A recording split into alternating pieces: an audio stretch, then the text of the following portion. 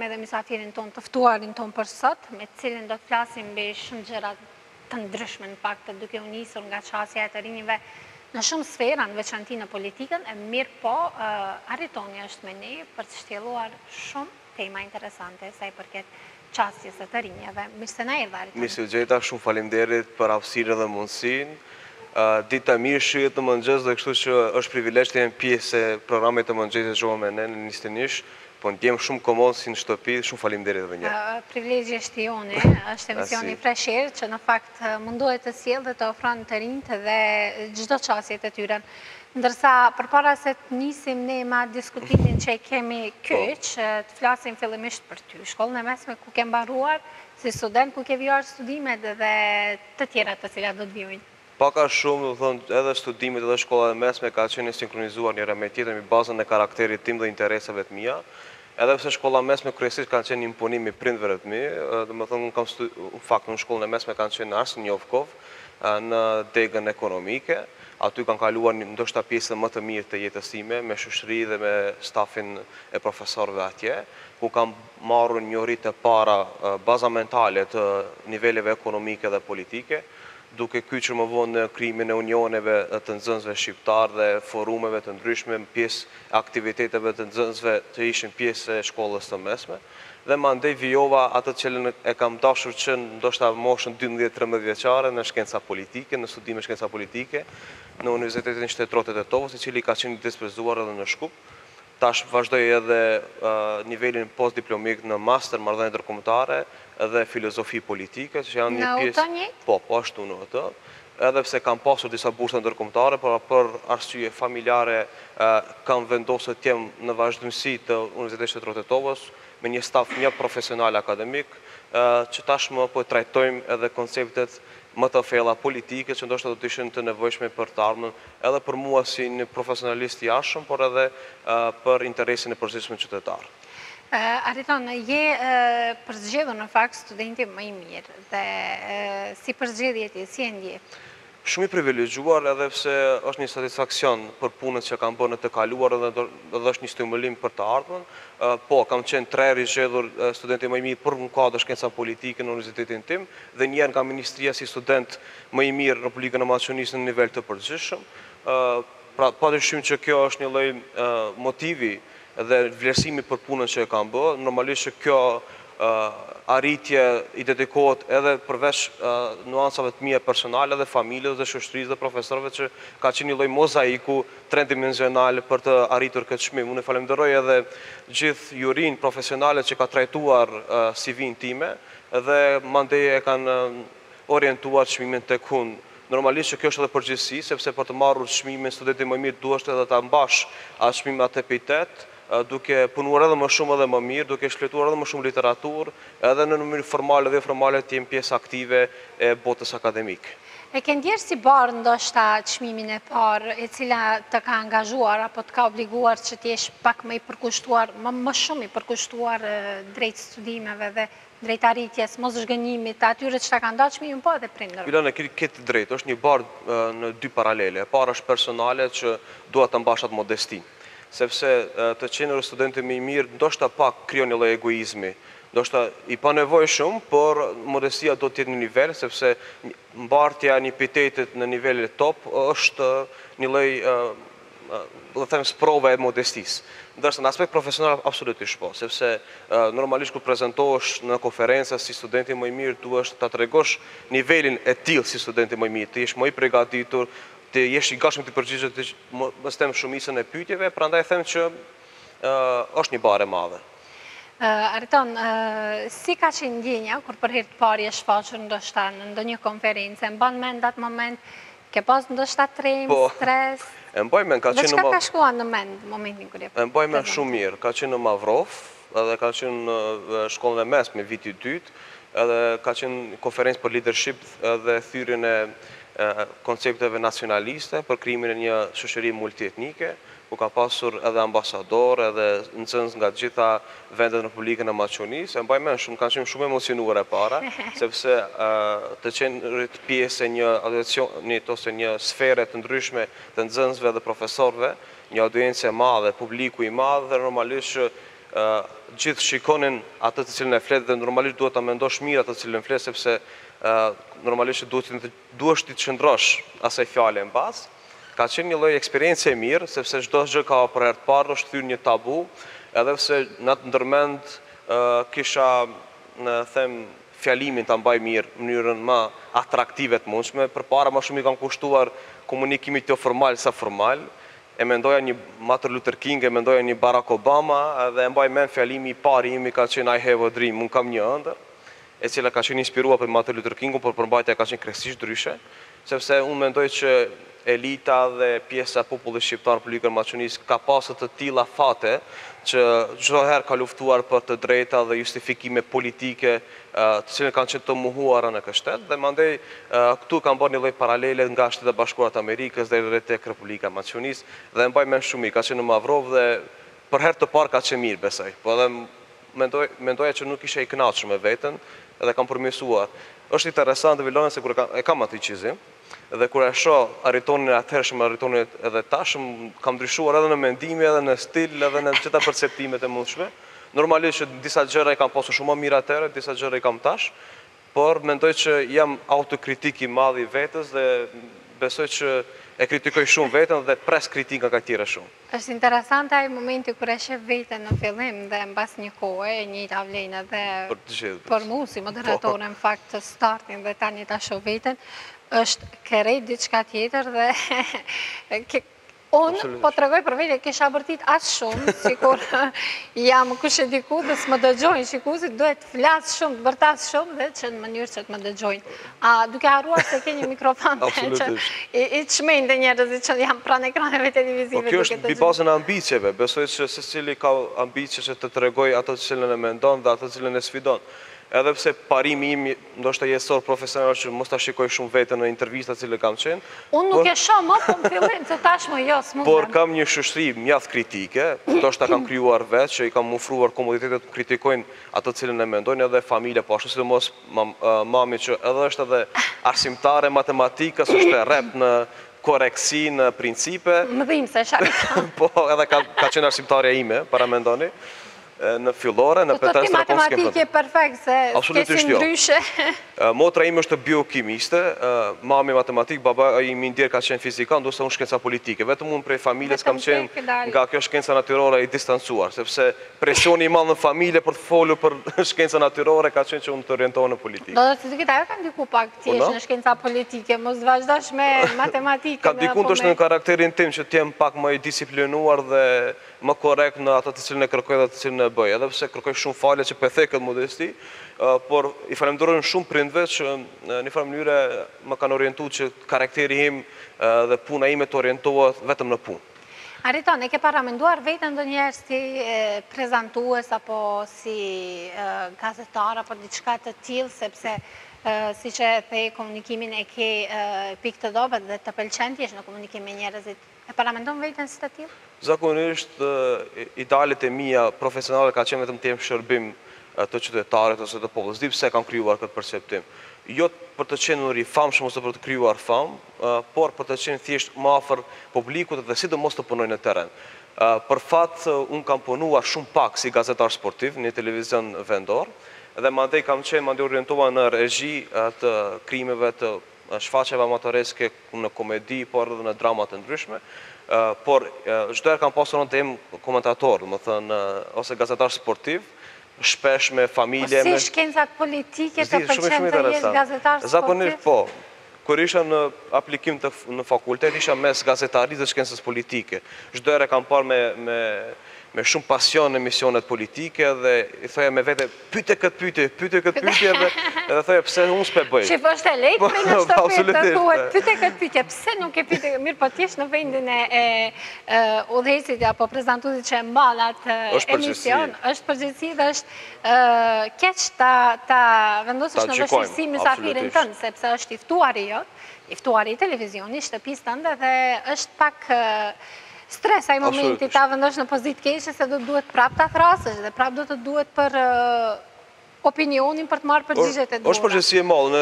Në një intervistë kam vlerësuar shumë Matej Kastra, i cili potencon që përgjegjësia e gjithë prezantuesit është mbi bazën asaj se çfarë intereson publiku dhe mendoj që edhe interes edhe i shikuesit, por edhe i moderatorët është të shfaqet ato të cilën pretendon vetë publiku.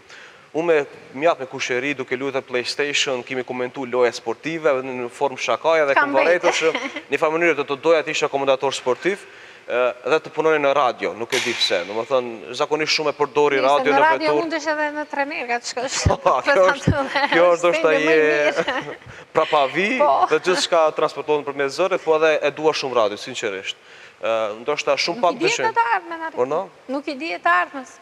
Nuk e di. Mund edhe thjesht edhe pse pretendoj të krijoj një stil të ri politik, të jem më shumë pjesë e publikut në Tiranë, në Prishtinë, në Shtyr, kjo themi klasikja e një prezentimit të figurës politike me kravata ose me kollare, ose me kate, ndoshta do të dëshiroja të jem sa më afër, sa më i thjesht në çastin, qoftë në radio, qoftë në media, qoftë në TV e kështu me radhë. Do të është interesante kjo nga aspekti politik të pëlqen të jesh edhe një komentator sporti, që për kënë bën tifo, Ariton, me tjera? Unë e dua shumë futbollin, madje në të kaluar kam qajt për futbollin. Tifozi kujtje? Trego për para unë e 3 ekipe jam, po. Unë jam për kombëtarën e Shqipërisë, e parë, e dytë jam për FK Shkupin dhe e tretë jam për Real Madrid. Sa për informacion, i kam 35 fanela. Të që është kundër Real Madridit. I kam 35 fanelat Real Madridit nga gjitha sezonet, nga gjitha lojtare pothuajse dhe familjarisht e shikojmë, madje edhe gjithë godina aty ku jetojmë, përplasim na për mura. Jo, zakonisht jemi kundër. Ka më shumë dominon fansat Barcelonës. Më mirë është kur është kundër, se është më dinamike. Edhe godasin në për mure kër jep gol, edhe e dim që ose të fituese të duke unë. Do të na valin shikuesit, ndoshta ne pak nisëm një temë tjetër. Shumë faleminderit. Është pak më relaksuese sepse gjithsesi është mëngjes dhe dëshirojmë pak të jemi më të relaksuar. Qasja e të rinjeve në politikë doja pak të ndalemi këtu. Mirë po, më trego pak për esenë në të cilën në fakt ke marrë edhe çmim ndërkombëtar, nëse nuk gaboj. Po, është çmim rajonal, por ka karaktere ndërkombëtare, është organizuar në mësuazat të javës evropiane, e cila ka qenë organizator Instituti për Studime Politike Ndërkombëtare me drejtor doktor profesor Ylber Sela. Ka qenë një uri profesionale nga kori diplomatik dhe nga kori akademik, ka qenë edhe vetë ambasadori Samuel Shbogar, ambasadori Hollandës Holp dhe gjithë profesorë nga gjithë universitetet. Ka qenë një garë mjaft të vështirë, sepse kam pasur kandidat nga Shqipëria, Maqonia, Bullgaria, Republika Maqonisë, më zgabofsh edhe nga Greqia, por nuk jam i sigurt në informacione, dhe janë shpallur 10 fituesit, dhe normalisht 3 set kanë qenë të klasifikuara për të lezuar, ndërto isha edhe unë. Ka qenë me tematik vlerat evropiane të cilat duhet përfshihen në Republikën e Maqonisë.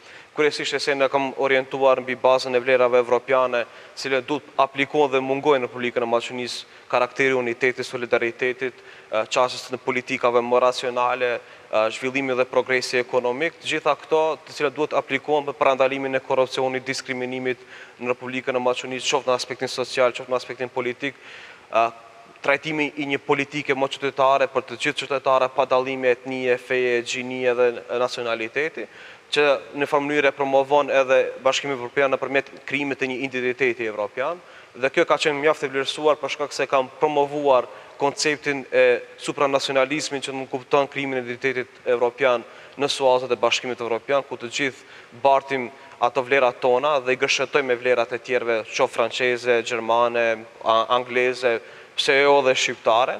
Prandaj them që Bashkimi Evropian është një lloj opusi sui generis politik, që mundson hapësira për të gjithë dhe kapaciteti intelektualit të gjithë vlerësohet, dhe normalisht është konkurrencë më e madhe, ku konkurrenca përvetëson edhe një superrealitet, qoftë politik, ekonomik, social, kulturor.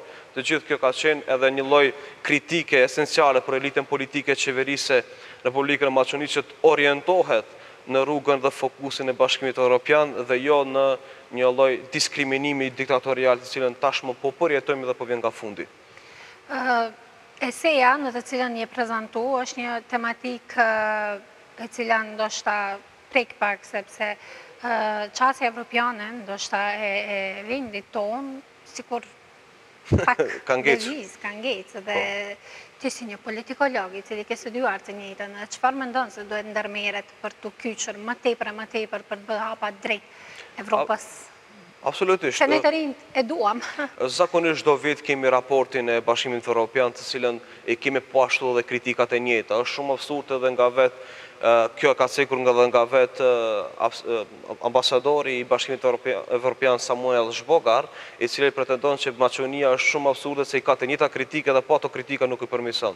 Korrupsionin, gjykatën, krijohet një dallë gjykate e pavarur, të parandalohet korrupsioni politik, të ketë më shumë përgjegjësi politike për të zbatuar kriteret e Bashkimit Evropian që ka të bëjë me standardet e Bashkimit Evropian, që është krimi i zhvillimit politik, social, ekonomik. Edhe normalisht Republika Maqedonisë në vetë më shumë orientime të cilat kanë të bëjnë me kritinë profesionale, qoftë politike edhe qoftë njëkohësisht ekonomike, aplikimin e standardeve dhe reformave të cilat reflektohet në avancimin e qeverisës në raport horizontal sektorit qeveritar dhe asaj të qytetarëve, qoftë publik, qoftë privat, mbështetjen pa diskriminime dhe krimin e një politike për eliminimin e diskriminimit dhe urrëties nacionale dhe fetare. Pra të gjitha këto kriteret duhet të jenë përmirësueshme në bazën e një reforme të tillë qeverise, duke krijuar një asimilim të buxhetit efektiv financiar, e dyta mbështetjen e sektorit privat ekonomik dhe kjo nuk kuptonte ngritjen e nivelit ekonomik dhe uljen e papunësisë dhe zhvillimi i një standardi të mirë ekonomik qytetar do të zhvillonte edhe një lloj standardi më të mirë jetësor duke eliminuar të gjitha problematikat tona. Por unë orientohem tek rinia në politikë dhe pse Bashkimi Evropian thotë që duhet të ndryshohet dhe të rifreskohet politika, sepse politika është një proces kompleks dhe universal, ndërsa rinia mbi bazën e strukturës e sinonimit të saj reflekton energji, energjia reflekton lëvizje, lëvizja reflekton progres dhe progresi sukses. Pra, e gjithë kjo mes them nuance përgjithshme e përfshin mes rinisë dhe politikës do të kontribonte në art të qeverisjes, e cila kjo art e qeverisë në kupton për popull, me popullin dhe gjithmonë duke sakrifikuar për realizimin e aspiratave dhe interesave të popullit. Po sikur të kishim shumë më shumë të rinj që mendojnë kështu siç mendon ti dhe që kanë këtë çasti të njëjtë si ti, kështu diku do të ishim tani. Shumë faleminderit. Uroj të kemi hapësirën, uroj të kemi mbështetjen sidomos fillimisht të qytetarëve, të popullit, të familjes, të shoqërisë, të profesorëve, që të shpalosim kapacitetet tona, kredibilitetin ton dhe normalisht përkushtimin ton ndaj qytetarëve në përgjithësi. Ariton, për pos esejës, është edhe ta duam komunën tonë se nuk gaboj një projekt me të cilin je marrë, apo je duke u marrë ndet, do të na tregosh vetë ti, çfarë ju shtyën në një projekt të tillë? Nuk e di, ndoshta duke ballafaquar me jetën e përditshme dhe duke qenë pjesë e përditshmërisë. Po me rrugët ndoshta të pakalueshme. Absolutisht. Dhe duke diskutuar shpesh në qarshi me shokët e mi, zakonisht politika i merr informacionet hatokshme me qytetarën në qarshi, në shkollë, ku ta diun në familje, në debate familjare, në debate shoqërore. Me shoqërinë kemi filluar që 6 muaj një projekt, ta duan komunën tonë, e cila nuk ka të bëjë me as urrëtie dhe as kritik ndaj autoriteteve lokale tashmë, por duhet të ndihmojnë kandidatëve të ri, të cilët duhet pjesë e platformës së tyre të sensibilizojnë qytetarët me projekte të tilla që ka të bëjë në mënyrë më efektive, më praktike dhe më pragmatike në veçëverisin lokale. Është një projekt që ka të bëjë me komunat, pra me veçëverisin lokale, ka të marrë standardin kanadez dhe skandinav, e cila normalisht kjo nuk ka të bëjë me utopi, me fantazi, po gjithmonë është e bazuar në realitet. Për këtë në çështjen politike jam marrë unë dhe në çështjen e menaxhimit buxhetor, në çështjen e konsultave të urbanizmit dhe arkitekturës është marrë një miku im që është ekspert i arkitekturës, Agon Fezullahu, dhe në aspektit teknologjik Agon Pograçan, që dua t'i falenderoj edhe publikisht. 2 agona i pasim. Po, 2 agona. Jemi 3A kup, domethënë Ariton, Agon dhe Agon. Dhe normalisht kemi orientu që case study studimit ton është komuna e Çajirit dhe komuna e Sarajit, po unë pse jetoj në Çajir jam fokusuar më shumë në Çajir. Është fillimisht në Çajir Ariton. Ona, po në Çajir. Faleminderit, është një çështje fillimisht pilot projekt që ka të bëjë ndarjen e qajirit në 5 zona, zona Gazibabës, Serovës, zona Fushtopanës, pjesa e Bitpazarit deri në qajirin e ri, po themi, dhe gjitha këto elementet e përfshirë në 5 objektiva, të thonë gjitha këto 5 objektiva do të orientohen 10 elemente. Objektiva do të jenë kreacioni, inovacioni, sensibilizimi, funksionalizimi dhe normalisht që ka të bëjë me qasjen e etikës në komunë. Dhe këto gjithmonë 10 elemente do të praktikohen në këto 5 sezon, në 5 zona. Kryesisht është qasja rrugëve një kahje, ku do të krijohen hapësira për ecje, për parking dhe bicikleta, ndriçimi, gjallërimi i parqeve në për komunën e Qajirit, fokusin në krijimin e fushave të sportit në thjesht natyrore, jo të ndërtuar në mënyrë artificiale, ndërtimin e parqeve dhe ulseve, normalisht krijimin e ambienteve, të cilat do të ishin funksionale dhe normalisht një kreacion estetik për pamjen dhe syrin e qytetarëve, gjithmonë janë bazuar në atë që të prekin pika më detaje të komunës, për të krijuar njëkohësisht në elementet të tilla që do të ishin funksionale për qytetarë. Mandej krijimin e ndërmarrjeve komunale, për shembull Qajir Parking, dhe dyta kthimin e stilit Hausmeister, është një lloj epiteti, lloj terminologjie ndërkombëtare dhe nuk kam gjetur një terminologji po themi gjysore, që secila ndërtesë të ketë një lloj hausmajstori që do të përkujdeset për parkun, ndriçimin, pastërtinë që do të fokusohet në orientimin e sektorit qeveritar. Dhe normalisht krijimin e parkingjeve mbi kate dhe ndërkate, krijimin e hapjen e shesheve dhe funksionalizimin e qartësisë deri në ora 21. Për Qajirin a për Amerikën? Jo, besoni që është fakt, se normalisht duke bazuar në realitetin, ndoshta mund duket utopike, por besoni që ky projekt është, sipas parashikimeve tona, i financuar ose ka kostën 12 milion euro dhe normalisht afati kori i realizimit është në mënyrë 3 vjeçare. Kjo projekt gjithmonë është mjaft inovacion për shkak se edhe komunat në Skandinavi, në pjesën skandinave dhe kanadese mjaft pak e përdorin buxhetin. Prandaj edhe ky projekt nuk prek shumë buxhetin komunal dhe ky buxhet komunal do të orientohet në eliminimin e borxheve, pagave të administratës, ndërsa projekti do të realizohet nga fondet ndërkombëtare, grandet dhe nga sektori publiko-privat. Prandaj gjithë kjo projekt nuk ka të bëjë me atë që thjesht një fantazi studentore, është praktikuar dhe reale edhe në kryeqytetin e Kolumbisë, në Amerikën Latine, sidomos sepse ka një ngjashmëri urbanistike, sepse gjitha komunat në Amerikën Latine kanë një intensitet të madhe, sidomos Rama, e cila ka qenë një komunë mjaft, një zonë e mirë komunale, tashmë është shndruar një pjesë e dendur, aty kemi krijuar një sistem rrugor, një kahje. Besomni, kur e kam treguar gjithve në atë projekt, kanë qenë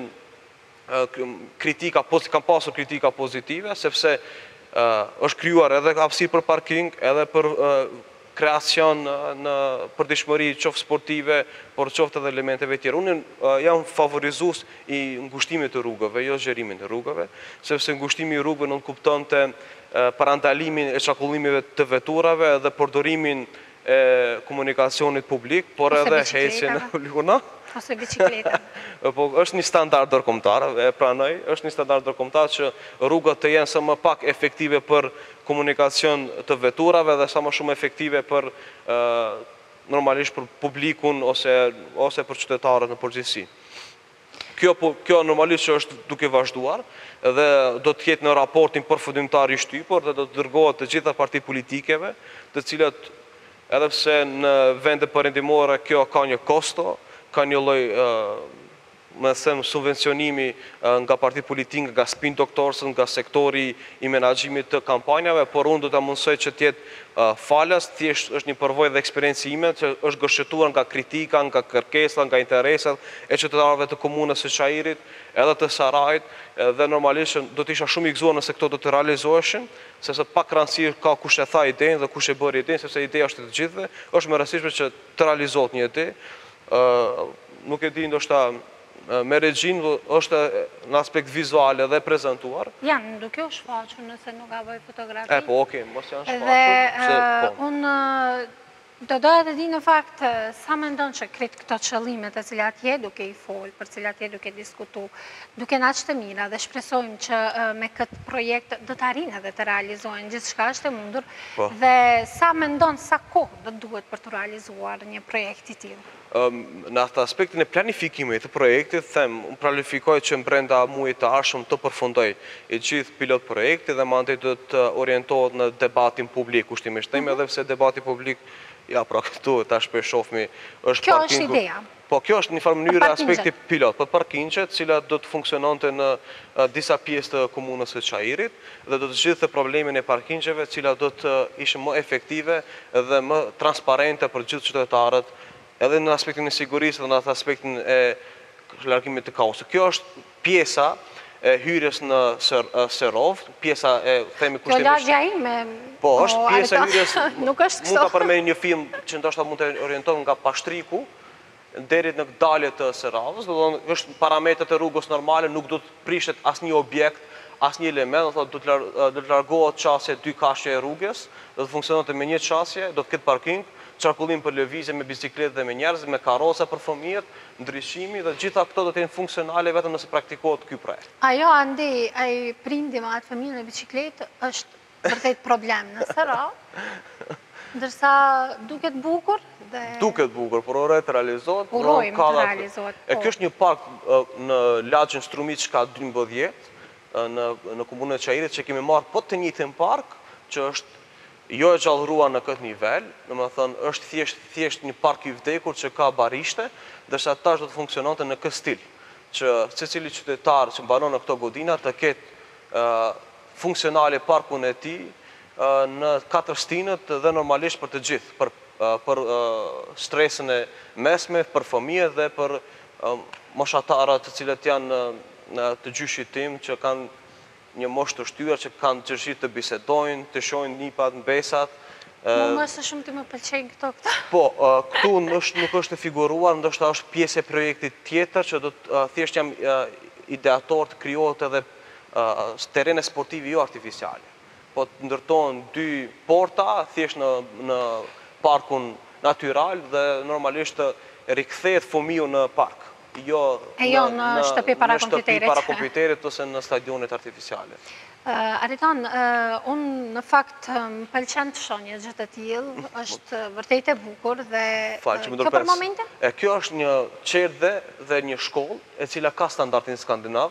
Pra, kjo është një shkollë e krijuar në nivelet më të ulta të arkitekturës dhe betonit të cilën është praktikuar, sepse ka ekologjinë e duhur, ka sigurinë e duhur dhe ka, domethënë, gjitha pjesët në shkolla janë funksionale dhe nuk ka parametrat e asaj të stilit të arkitekturës komuniste me ndërtesa të larta, pra gjithçka është e rrafshët, gjithçka është në konceptet e sheshtë, dhe është zhëruar pra në stilin e kampuseve që do të funksiononte në bazë të lëndëve, në bazë të laboratorëve, në bazë të interesave të ndryshme arsimore. Duhet një investim i madh për të realizuar këtë? Besoni që jo. Besoni që kjo godinë është parashikuar të krijohet afër 250.000 euro, domethënë planifikuar në 5 zona, pra 5 shkolla dhe qerdhe me një vend, ku ka të gjitha parametrat, me sallë sportive, me laborator, me gjitha këto elemente, dhe normalisht është aplikueshme në gjitha grandet, qoftë në Katar, qoftë në Bashkimin Evropian, sektorin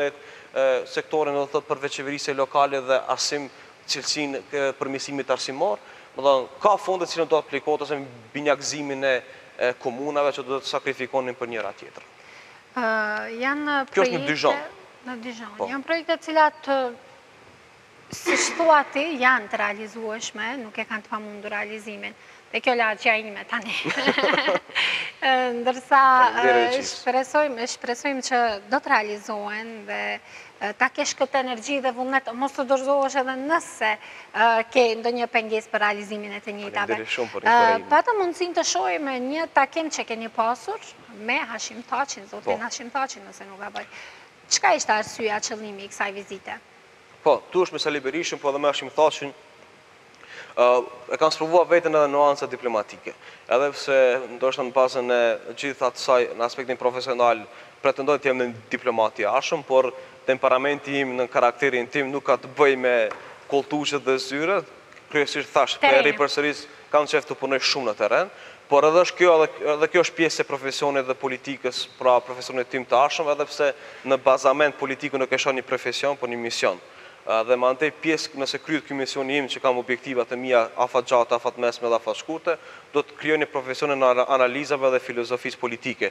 Këtu kemi qenë organizuar me gjithë studentën nga gjitha pjesët e Republikës Maqedonisë, nga gjitha universitetet, 22 studentë nga lëmite ndryshme. Jemi takuar me institucione dhe personalitete ndryshme politike, ndërto është edhe presidenti shkëlqësia e tij Hashim Thaçi, që edhe ekipa ti, edhe këshilltarët na kanë pritur mjaft mirë. Kemi trajtuar 4 pika: intensifikimin e raporteve mes Rinisë shqiptare, Republikën e Maqedonisë dhe Kosovës, njohjen e diplomave reciproke mes dy shteteve, përmirësimin infrastrukturor mes dy shteteve, që do të ndikonte në afrimin mes Prishtinës, Shkupit, Tetovës e kështu me radhë. 4ta, mbështetjen e Kosovës dhe proceset euroatlantik dhe mbështetja e krijimit të ushtrisë Kosovës, që do të krijonte jo urrëtie, por stabilitetin rajonal. Dhe mjaftë që arritëm qëllimin, sepse presidenti na premtoi që do të mirret personalisht me njohjen e diplomave reciproke, dhe për këtë tha që ka një ori që do të realizohet shumë shpejt, dhe normalisht hapja rrugës Shkup-Prishtinë është çështje ditësh. Këtu është me Bexhet Pasollin. Këtu kemi pasur një çështje tjetër. Si ishte takimi me të? Besoni që është shumë modest. Më ka pëlqyer modestia dhe mikpritja zotri Bexhet Pasolli, edhe pse kredibiliteti, karriera, personaliteti Bexhet Pasollit është një mozaik i tërë, por kam mbajtur një fjalim motivues që besoni që është një lloj udhërëfimi i mirë për të gjithë neve që jemi pjesë e një udhëtimit të sapo filluar jetësor. Normalisht ka edhe këto nuancat profesionale, kemi trajtuar konceptet ekonomike, avancimin e fuqisë punëtore në sektorin privat dhe mbështetjen e shqiptarëve për krijimin e një strategjie ekonomike të përbashkët. Mandej jemi takuar edhe në Shqipëri me ish-kryeministin Sali Berisha, me princin Zogu i dytë, ku aty kemi trajtuar kryesisht krijimin e strategjisë kombëtare rinore për bashkëpunimin me studentëve dhe nxënësve shqiptar nga gjithë vendet ku flitet dhe jetohet me shqiptar. Të takosh një princ, si ishte? Po, normalisht ka është formaliteti më i thellë, ka protokoli ndryshon në gjitha aspektet, por është një eksperiencë e mirë sepse trajton një fuqi themi strukturore politike që Shqipëria dikur ka qenë mbretëri dhe mbretin e ka pasur babain e tij që është Zogu i pa, që është i ndjer po ashtu. Dhe ajo që më kalon mbres është pallati, ku kemi qenë, ka një lloj aristokracie të filluar, por e gërshëtuar me nuanca kombëtare. Shidesi duket. Po, edhe ky na ka pritur shumë mirë.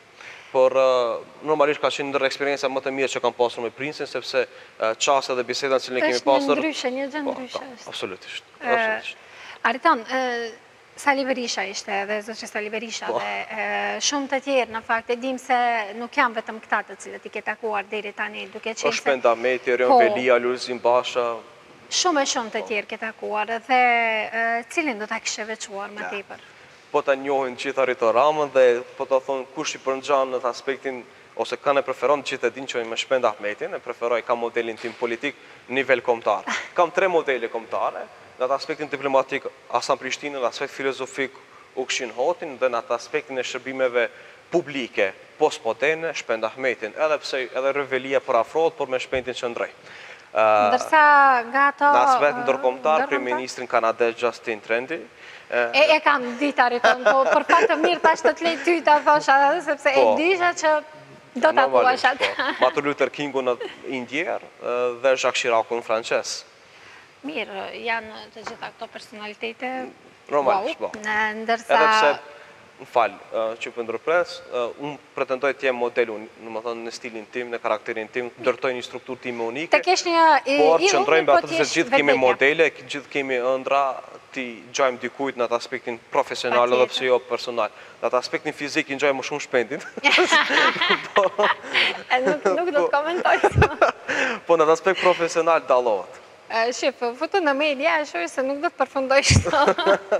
Për një javë, nuk i nxanë. Ora vesh, edhe shpendi ka filluar një dietë, kështu që më ka inspiruar dhe unë ta marrë këtë dietë. Unë e shijova shumë bisedën, zakonisht bisedat janë të para të jenë deri në ora 9:95, mirë po u shty dhe nuk është që e kam vërej, definitivisht. Shumë faleminderit. Një bisedë shumë e këndshme, shpresojmë do t'jemi prapë bashkë, do t'jemi sërish në një bisedë të tillë bashkë dhe do t'kemi gjëra të bukura të suksesshme për të cilat do të flasim bashkë. Faleminderit shumë për prezencën, ishte nder dhe kënaqësi për ne të Privilegji është ime, shumë faleminderit edhe një herë për aftësirën, padyshim një dritare e hapur për gjithë sektorin rinor dhe ju falenderoj që po bëni një punë mjaft të fryshme dhe mjaft afatgjate. Jam një mirënjohës shumë. Faleminderit, Ariton. Do shihemi prapë. Patjetër. Se Ramën do ta shohim ndryshe për shkurt kohë. Urrej. Dhe ne jemi këtu për të gjithë ju që jeni me kaq entuziazëm dhe me kaq energji për të punuar dhe për dhënë kontributin më të mirë të mundshëm për vendin tonë. Shumë faleminderit. Të dashëm që pas kësaj bisede kaq të mirë, besoj ta keni shuar edhe ju atje pranë ekraneve televizive, do t'ju lejmë në shoqërimin e promove dhe kthehemi pas pak.